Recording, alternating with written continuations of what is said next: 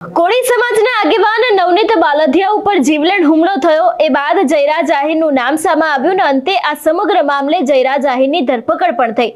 ગઈકાલે આપણે જોયું હતું કે કોળી સમાજની ન્યાય સભા મળી હતી. આ જ ન્યાય સભામાં વધુ બે વ્યક્તિઓ આવ્યા હતા જેમના દ્વારા જયરાજ આહિર, માયાભાઈ આહિર અને ખાસ કરીને માયાભાઈ આહિરના બીજા પુત્ર ભરત આહિર ઉપર આક્ષેપો મૂકવામાં આવ્યા હતા. આપણે જોયું હતું કે છેલ્લા ઘણા સમયથી દિલીપભાઈ સરવૈયા કરીને એક વ્યક્તિ છે જેમના દ્વારા ભરત આહિર ઉપર ઘણા બધા આક્ષેપો મૂકવામાં આવી રહ્યા છે અને હવે જે તે સમયે આ ઘટના બની હતી એ સમયનો એક ઓડિયો છે તે વાયરલ થઈ રહ્યો છે. આ વિષયને લઈને વિગતે વાત કરીએ. નમસ્કાર, હું હંસિની અને તમે જોઈ રહ્યા છો નિર્ભય ન્યૂઝ. દિલીપભાઈ સરવૈયા દ્વારા એક સોશિયલ મીડિયામાં વિડીયો બનાવવામાં આવ્યો હતો અને આ વિડીયોની અંદર માયાભાઈ આહિરના બંને પુત્ર એટલે કે જયરાજ આહિર અને ભરત આહિર છે બંને ઉપર આક્ષેપો મૂકવામાં આવ્યા હતા. આ સમગ્ર કેસ છે તે 2023 નો છે અને ક્યાંક તેમના દ્વારા એવા પણ આક્ષેપો મૂકવામાં આવ્યા છે કે આ બંને ભાઈઓ દ્વારા તેમને મારવામાં આવ્યો હતો, ગોંધી રાખવામાં આવ્યા હતા, તેમની જે ઝૂંપડી, તેમનું જે ઘર છે એ પણ તોડી પાડવામાં આવ્યું હતું. એ બાદ સમાધાન કરવામાં આવ્યું હતું એવી પણ વિગતો સામે આવી હતી. પરંતુ અત્યારે હાલ જે તે સમયે આ સમગ્ર ઘટના બની હતી એ જ સમયે જે આ વ્યક્તિ છે એટલે કે દિલીપભાઈ સરવૈયા અને ડીવાયએસપી સરવૈયા વચ્ચેનો એક ઓડિયો છે તે અત્યારે હાલ સોશિયલ મીડિયામાં વાયરલ થઈ રહ્યો છે. આ ઓડિયોની પુષ્ટિ નિર્ભય ન્યૂઝ કરતું નથી. કયા સમયનો વિડીયો છે, કેમ અત્યારે વાયરલ થઈ રહ્યો છે, એવા દરેક સવાલો પણ ક્યાંક અત્યારે ઊભા થઈ રહ્યા છે. સૌથી પહેલા તો એ વાયરલ ઓડિયો ઉપર નજર કરીએ. હેલો હાલો, કોણ બોલો? તમે કોણ બોલો? દિલીપભાઈ બોલું, નાના ખોટવડાથી. તમે કોણ બોલો? તમારે કોનું કામ છે વાત કરો? મેં સાહેબને ફોન કરેલો છે મહુવા. શું કામ હતું? હવે સાહેબ, મને મારું જે મકાન બાબતમાં મેં અરજી કરેલી છે તમને.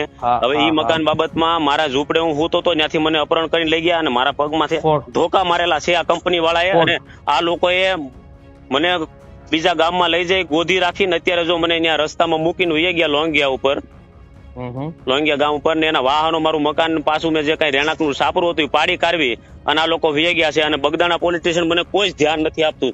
તમારું નામ મને જણાવશો સાહેબ?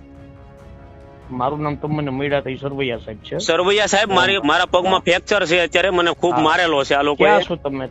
હું અત્યારે અહીંયા રોડ ઉપર છું અને એક ભાઈને મેં ફોન કર્યો છે, મેં કીધું તમે મને લઈ જાઓ.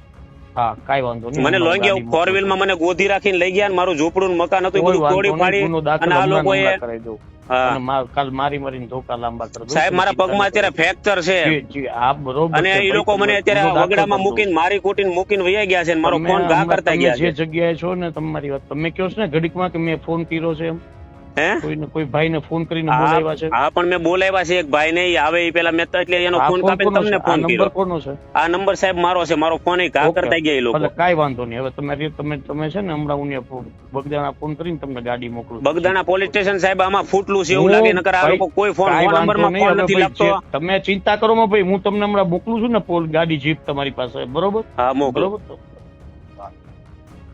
આપણે જોયું કે નવનીત બાલધિયા ઉપર હુમલો થયો એ બાદ ક્યાંક ને ક્યાંક જયરાજ આહિરનું નામ સામે આવ્યું. અત્યારે હાલ જયરાજ આહિર જેલમાં છે ત્યારે ઘણા બધા લોકો અત્યારે હાલ તેમના ઉપર આક્ષેપો મૂકી રહ્યા છે. આ ઓડિયો વાયરલ થયા પાછળનું કારણ શું છે એ પણ જોવાનું રહેશે. કારણ કે જે રીતે જયરાજ આહિર જેલમાં ગયા, નવનીત બાલધિયાની આ સમગ્ર ન્યાય સભા મળી એ જ સમય દરમિયાન જ કેમ અત્યારે હાલ અવાજ ઉઠાવવામાં આવી રહ્યો છે.